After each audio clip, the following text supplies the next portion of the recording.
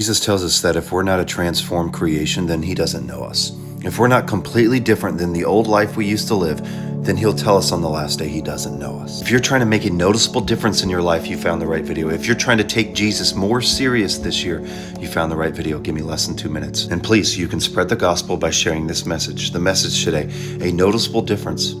There is no mistaking a life transformed by God. The disciples had been vain and fearful when Jesus enlisted them. James and John sought to outmaneuver their fellow disciples in order to gain the places of greatest honor next to Jesus. Over and over, the disciples' actions showed that they did not truly understand who Jesus was. Even after 3 years with Jesus, Peter was afraid to confess Christ before a young servant girl. In fact, Peter did it 3 times.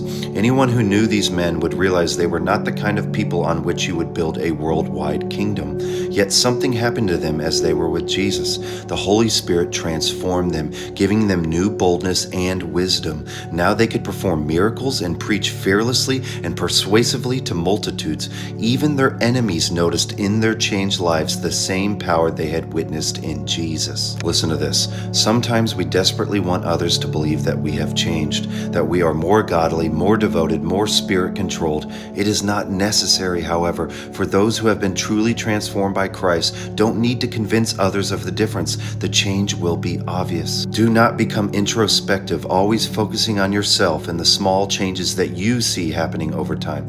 As you walk with Jesus daily, let the witness of the changes taking place in you come from others and not from you. If you have to prove to someone that God has really changed you, then he has not. Those around you will surely notice when your life has been transformed by your relationship with Jesus.